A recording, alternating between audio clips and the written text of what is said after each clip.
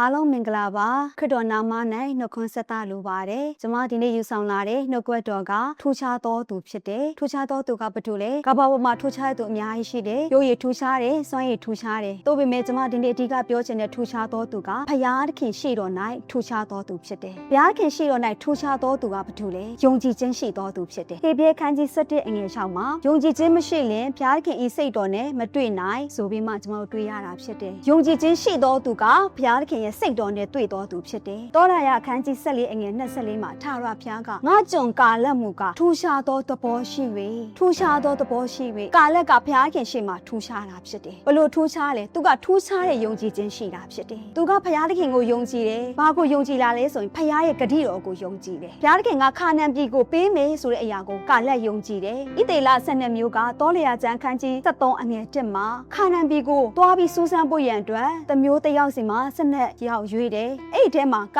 ယောရှုနဲ့ကာလက်လဲပါတာဖြစ်တယ်။တို့ပေမဲ့လို့တွားပြီးမှစုံစမ်းတဲ့ခါမှာ10ဦးကဘာကိုယုံလဲ။မြင်တဲ့အရာကိုယုံတယ်။ပြည်သားတွေကအားကြီးတယ်။ပြည်သားတွေကခွန်အားကြီးတယ်။မြို့ရိုးတွေကခိုင်ခန့်တယ်။သူတို့ကမြင်တဲ့အရာကိုယုံကြည်တယ်။ဂတိတော်ကိုမယုံကြည်ဘူး။ကာလက်နဲ့ယောရှုကဘာကိုယုံကြည်လဲ။ဖခင်ရဲ့ဂတိတော်ကိုယုံကြည်တာဖြစ်တယ်။သူတို့ရဲ့ယုံကြည်ခြင်းအားဖြင့်သူတို့ကဂတိတော်ပြည်ဖြစ်တဲ့ခါနန်ပြည်ကိုဝင်စားရတယ်။ဖခင်ရဲ့ဂတိတော်ကိုမယုံကြည်တဲ့သူတွေကပျက်စီးခြင်းကိုရောက်သွားတာဖြစ်တယ်။နောက်တစ်ခုကဖခင်နောက်ကိုကာလက်ကလုံးလုံးလိုက်တယ်။ဘုရားခင်ရှိတော်မှာထူးခြားတဲ့သူဖြစ်သူဘုရားခင်နောက်တော်ကိုသူကလိုက်တော်သူဖြစ်တယ်။ဘုရားခင်နောက်လိုက်တဲ့အခါမှာလက်ဝဲဘက်လက်ရဘက်မလွဲဘဲနဲ့ဘုရားခင်နောက်ကိုလိုက်တော်သူဖြစ်တယ်။တရားဟောရာကျမ်းခန်းကြီး30အငယ်16မှာသင်ဘုရားခင်ထာဝရဘုရားကိုချစ်တဲ့ဖြစ်နောက်တော်သို့လိုက်၍လို့ပြောထားတာဖြစ်တယ်။ချစ်တော်စိတ်နဲ့ဘုရားခင်နောက်တော်ကိုလိုက်ဖို့ရန်အတွက်ဖြစ်တယ်။ဘုရားခင်ရဲ့နောက်တော်လိုက်တဲ့ကာလရက်သက်တာမှာသားစဉ်မြစ်ဆက်ကောင်းကြီးခံစားရတာဖြစ်တယ်။ဒီဘုရားခင်ရှေ့မှာထူးခြားတော်သူဟာယုံကြည်ခြင်းရှိတော်သူဖြစ်တယ်။ဘုရားခင်ရှိတော်မှာထူးခြားသောသူက